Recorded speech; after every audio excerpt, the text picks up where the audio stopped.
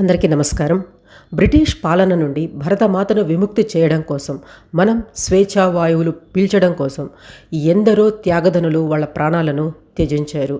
ఎంతోమంది వీరులు వివిధ విధాలుగా దేశ స్వతంత్రం కోసం పోరాటాలు చేశారు.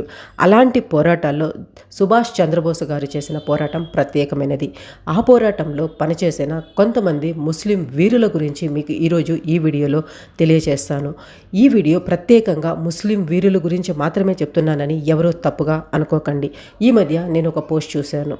ఆ పోస్ట్ నాకు చాలా బాధ అనిపించింది. ఈ దేశానికి ముస్లిమ్స్ ఏం చేశారు అని ఆ పోస్ట్ సారాంశం, అది ఎక్కడ ఏంటి అని మాత్రం నేను చెప్పదలుచుకోలేదు.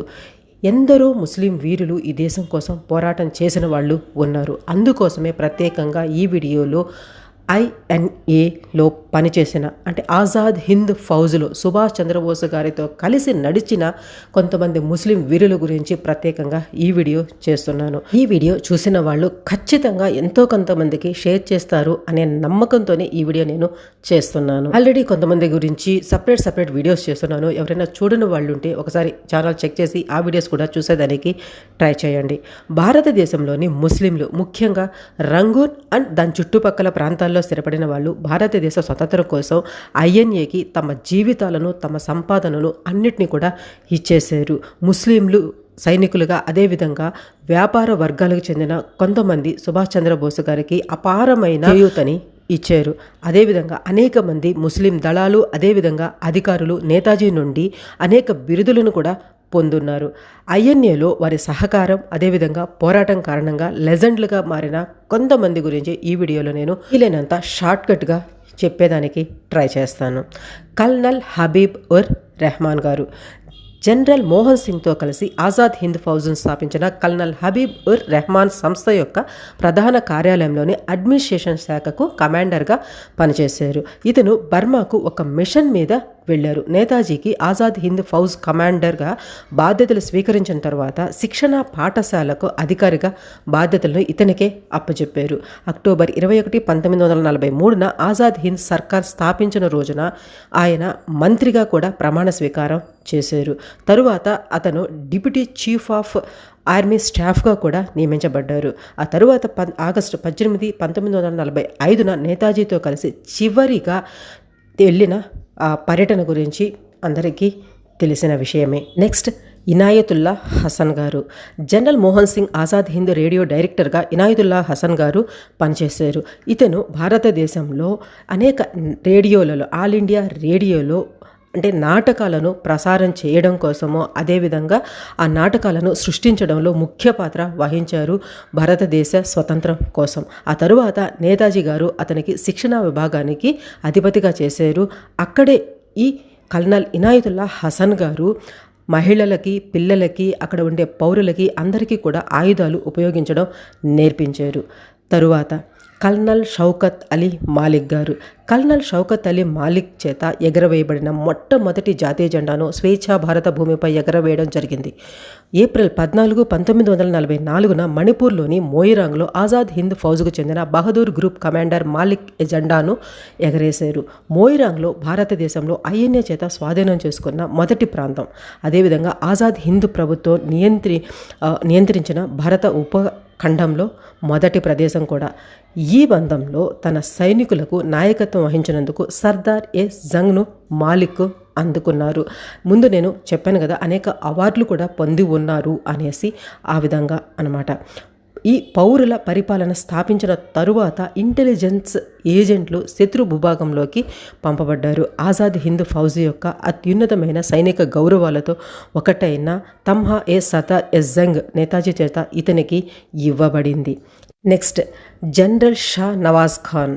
ఆజాద్ హింద్ ఫౌజ్ అధికారిగా షానవాజ్ ఖాన్ బ్రిటిష్ ఇండియాలోని రావల్పిండిలో జన్మించారు. ఆగ్నేషియాలోని సుభాష్ చంద్రబోస్ వచ్చిన తరువాత ఆయన INAలో చేరారు.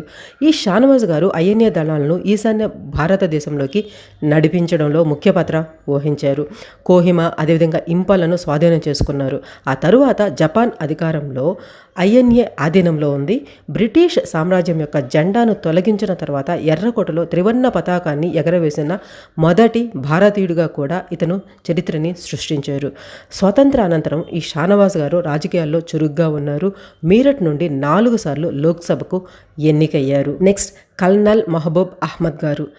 ఇతను ఆజాద్ హింద్ ఫౌజ్ మధ్య సంబంధం కలిగి ఉన్నారు. కల్నల్ మహబూబ్ అహ్మద్ గారు తను అరకాన్ అండ్ ఇంఫాల్లో జరిగిన ప్రచారాల్లో ముఖ్యంగా పాల్గొన్నారు.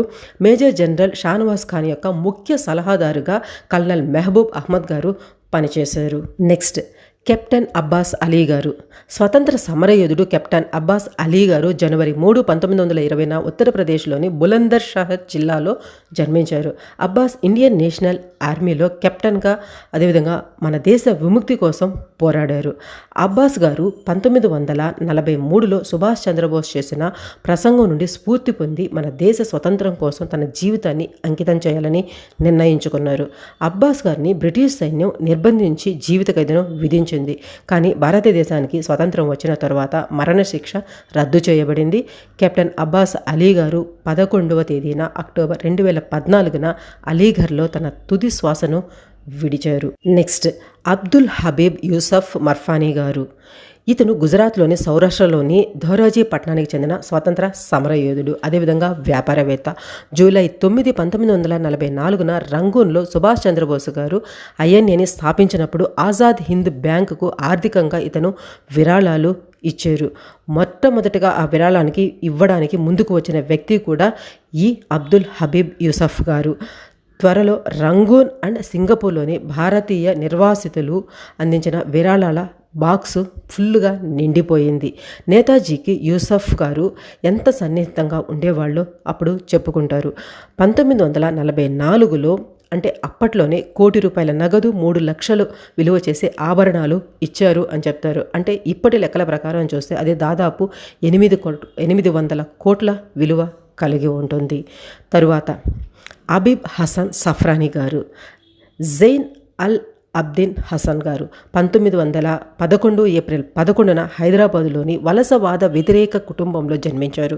జర్మనీలో భారత యుద్ధ ఖైదీల సమావేశంలో సుభాష్ చంద్రబోస్ గారు ప్రసంగిస్తున్నప్పుడు అతనికి పరిచయం ఏర్పడింది. అబీద్ హుసేన్ గారు బోస్ గారికి అత్యంత సన్నిహితుడు అయ్యారు. ఐఎన్ఏలో మేజర్ బిరుదును కూడా పొందారు. ఈ అబీద్ హుసేన్ గారి సూచన మేరకే ఐఎన్ఏ తన నినాదంగా జై హింద్ను స్వీకరించింది అనేసి చెబుతారు. ఇది నిజమే. కానీ దీనికన్నా ముందు చంపక్రామన్ పిల్లయ్య గారు ఈ జై హింద్ని సుభాష్ చంద్రబోస్ గారితో పరిచయం ముఖంగా అంటే చెప్పే విధంగా హాయ్ బాయ్ అంటాం కదా ప్రజెంట్లో, ఆ విధంగా చెప్పేదానికి జై హింద్ని ఉపయోగించారు అనేసి చెబుతారు. ఆ తర్వాత కాలంలో ఐఎన్ఏలో దాన్ని ఉపయోగించారు. ఆ ఉపయోగించడానికే అబీద్ హసన్ గారు సూచించారు. మనం జై హింద్ అంటున్నాం కదా, దాన్ని మనం ఈ నినాదంగా ఉపయోగిద్దాము అనేసి చెప్పారు. ఆ తర్వాత స్వాతంత్రం వచ్చిన తర్వాత 1948లో సివిల్ సర్వీసెస్లో చేరారు. 1969లో డెన్మార్క్లో రాయబారిగా పదవీ విరమణ చేశారు. 73 సంవత్సరాల వయసులో ఇతను 1984లో తన స్వగ్రామంలో మరణించారు. ఇలాంటి వీరులు ఇంకా చాలామందే ఉన్నారండి. ఇప్పటికే వీడియో లెంత్ ఎక్కువైంది, అందువల్లే ఆపేస్తున్నాను. నెక్స్ట్ వీడియోలో మరికొంతమంది ముస్లిం వీరుల గురించి నేను మీకు తెలియజేస్తాను. ఇక్కడ ప్రత్యేకంగా ముస్లిమ్స్ గురించే ఎందుకు చెప్తున్నారు అని మీకు ఎవరికైనా డౌట్ రావచ్చు, తప్పుగా అనుకోకండి. ఆల్రెడీ నేను ఐఎన్ఏలో పనిచేసిన చాలామంది వీరుల గురించి వీడియోస్ చేస్తున్నాను. ఒకసారి ఛానల్ చెక్ చేయండి, ఆ తర్వాత మీకే అర్థమవుతుంది. తర్వాత వీడియోస్ అన్నీ చెక్ చేసిన తర్వాత మీకు నేను కరెక్ట్ ఇన్ఫర్మేషన్ చెప్తున్నానని అనిపిస్తేనే సబ్స్క్రైబ్ చేసుకొని సపోర్ట్ చేస్తానికి ట్రై చేయండి. ఇలాంటి వీరులకు చరిత్రలో ఎక్కడ చోటు దక్కదు, పాఠ్యపుస్తకాల్లో వీళ్ళకి స్థానమే దక్కదు. అందువల్ల మనం తెలుసుకున్న ఈ విషయాన్ని మీరు దయచేసి కనీసం ఎంతో కొంతమందికి షేర్ చేస్తారని నమ్ముతూ జై హింద్.